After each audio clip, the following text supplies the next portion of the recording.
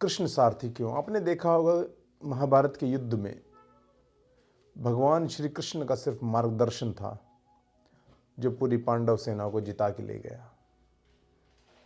और जिसके जीवन में कृष्ण सारथी हों उसके जीवन की भावना सागर से पार करने से कोई नहीं रोक सकता। लेकिन फिर भी आप देखिएगा कृष्ण सारथी क्यों?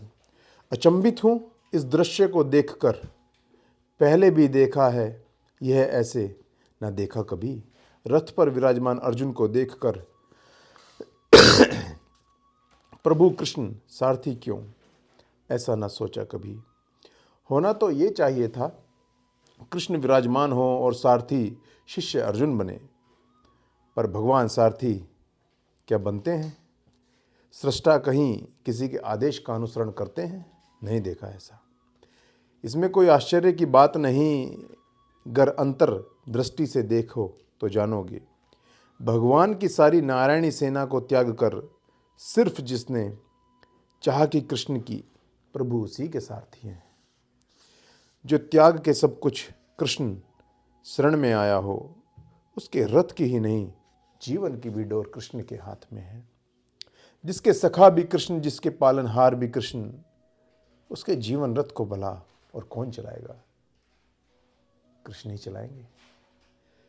अपना त्याग, अहंकार, कर्म फल और उद्देश्य, जिसका अंतःकरण और चेतना कृष्ण में हो, जिसने विनती की मैं पीछे हट जाता हूं अब जीवन में, अब आप कमान संभालिए प्रभु, ये जान कि मैं कुछ भी नहीं हूं। जिसने स्वयं को जान कृष्ण को पहचाना है, उन सब के सारथी अब एक ही हैं, श्री कृष्ण। जिद छोड़ दी जिसने, जिस अर्जुन ने स्वयं सारथी बनने की, कृष्ण बने स्वयं सारथी बन सकते हैं उसके जीवन में। कृष्ण बन स्वयं सारथी बन सकते हैं उसके जीवन में। आप अगर देखेंगे जीवन की दृष्टि को, कविता अपनी इसमें से है, अनंत में से, अगर आप जीवन में देखेंगे, there are two things, this is your body and this is your soul। उसके बीच में एक ब्रिज है जिसे कहते हैं मन। जिसका मन गिर जाए उसका शरीर अलग, उसकी आत्मा अलग, और फिर वो देख सकता है कि मैं क्या हूँ और क्या नहीं हूँ।